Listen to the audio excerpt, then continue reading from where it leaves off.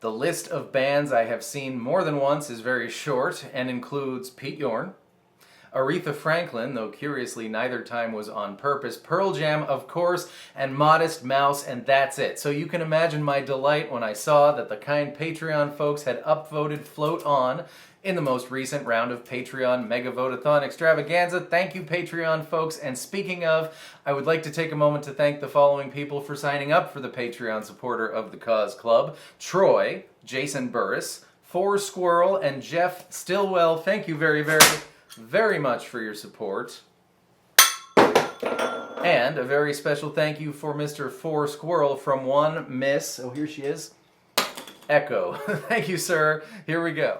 Depending on which year you're watching the live video from, sometimes this song is played by the non-Isaac Brock guitar with a capo, and sometimes it's not. So I'll show you both. But if you put your capo on the 6th fret, the chords for the intro, the chords for the whole song are C, E minor, A minor, and E minor again. But if you're going to be authentic, you're only going to use the D, G, B, and E strings, which renders C just G2 and B1. Now, start with your pointer finger off, and you're going to strum it once and hammer on.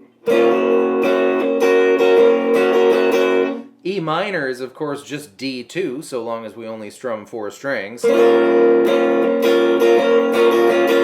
the A minor one, we're going to do it the same way we did C, but we're going to hammer on G2 and B1.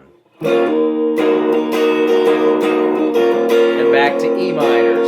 So, C, E minor, A minor, and E minor.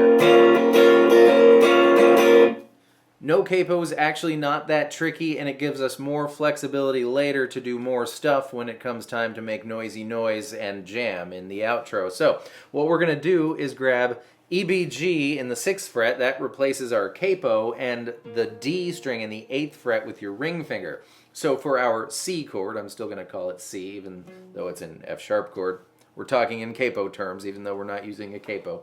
You're going to hammer on your middle finger to the B string. Take it off for the E minor. Pinky and middle fingers. And back off. So, C, E minor, A minor, and E minor. For the no capo version. If you have your capo on and you want to play the Isaac Brock lead part, it's really simple. What you're going to do is play B1, open E, 3rd fret, open, B3, open E.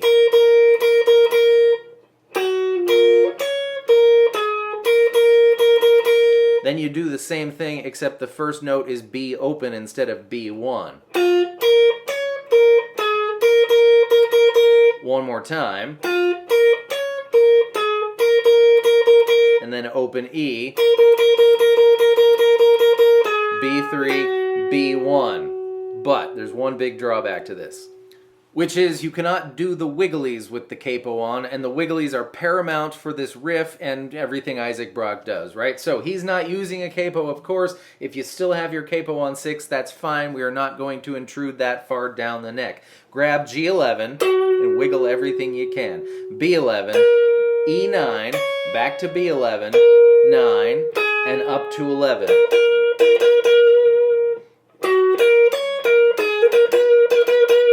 You're going to do it twice more, but featuring the G10 instead of the G11.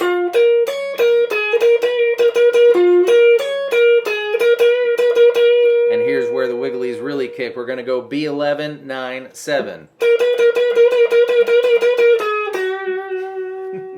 The chorus is the same 3 chords we've been using: 4-string C, 4-string E minor, 4-string A minor, and 4-string E minor again. But there's a P cubed, a particular plucking pattern. What you're going to do is on the C chord, pluck G, B, E, B, jabeb, twice. Then same thing on the E minor chord, no D string yet. Same thing on the A minor chord. But on the the second E minor, it's going to be D, G, B, G, E, B, G, B. So,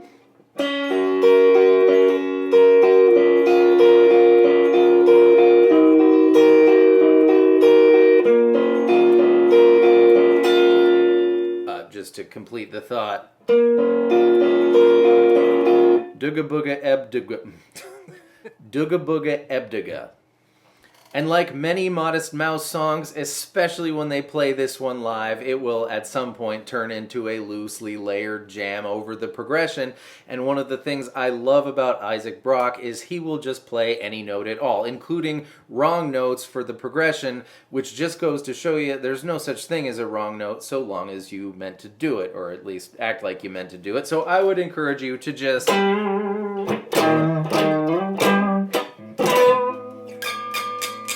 do anything at all. I think you'll see it's going to sound great, but you might want to be a little more structured than that.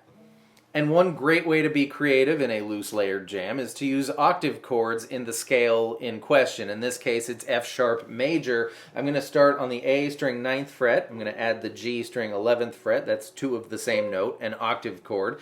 I'm going to move around. The shape's not going to change, so I will call out the A string fret. Let's go down first. 9, 8, 6, 4, 2, 1. We're out of room, so let's start back at home and go 9, 11, 13, 14, 16 is as high as I care to go. You can use any of those octave chords in any order, and it's going to be awesome.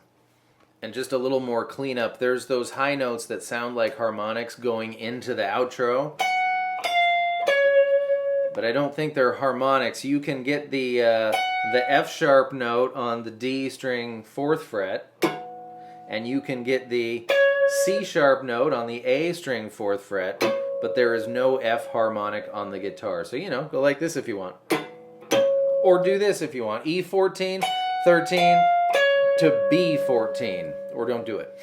And the last thing that sticks out to me in the outro jam is those honky-tonk notes. You'll know what I'm talking about in a second. And I'm thinking maybe this is the synth guy, and so were those harmonics we were trying to get, because they really sound like not guitar notes, and we can't get the F harmonic. Anyways, grab A9, notice which finger I'm using, up to A11, D8, back to A11.